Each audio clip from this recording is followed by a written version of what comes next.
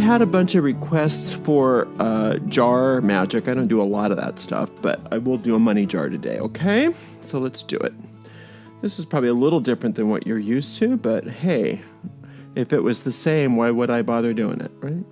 I want a 4-inch square.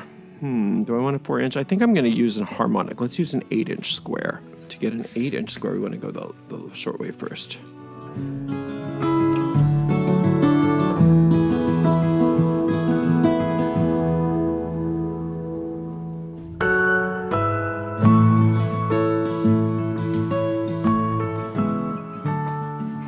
You could do a 4-inch, but we're using the first harmonic larger than 4 just so we have a little bit more surface to work on, and you'll see what I'm doing in a second.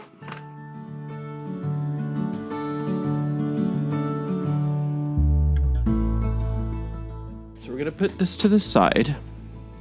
I'm just using herbs from Provence. Now you can use straight lavender, or you can use any combination of money herbs that you like. I tend to use the herbs de Provence just because it's so all-purpose. When space is at a premium, you look for alternatives to jars and jars and jars of which herbs, right? So this should be good. And then I've just got some sugar. I'm just using turbino sugar. I just happen to have a packet here just because it's what we have here. And then some sea salt. I'm using this Celtic sea salt.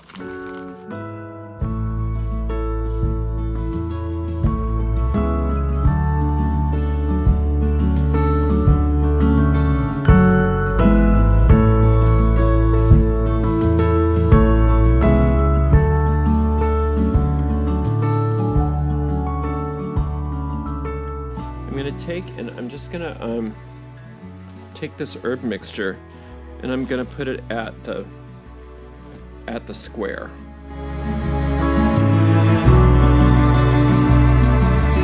Remember, Jupiter's number is the number 4, and Jupiter's shape is the square.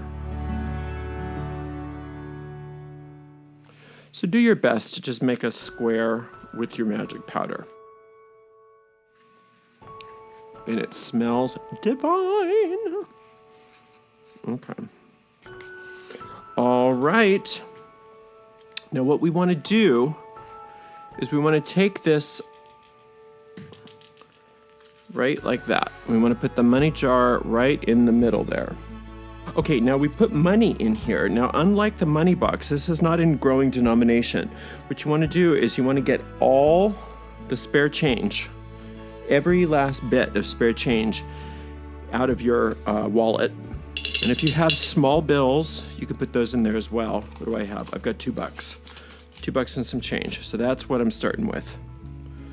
And very much like the money box, we are not going to spend this money. We are just going to keep adding to it. What I have here is a combination of perfumes. You don't have to use any perfumes if you don't want, or if all you have is Van, you can use that. But I've got lavender, jasmine, and Van, and that makes for a very nice combination for this spell. So right into the jar, I'm going to put 1 spray of each. Now I probably could do 4 sprays total just to be consistent with Jupiter, but I don't do that. I always like my perfumes to be at odd. Okay, now we will cover the jar, place a candle right on top of it.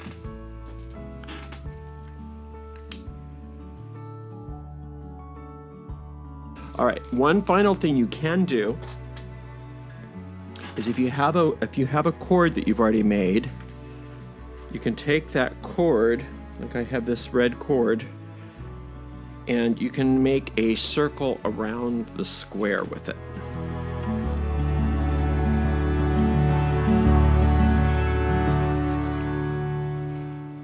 Thusly.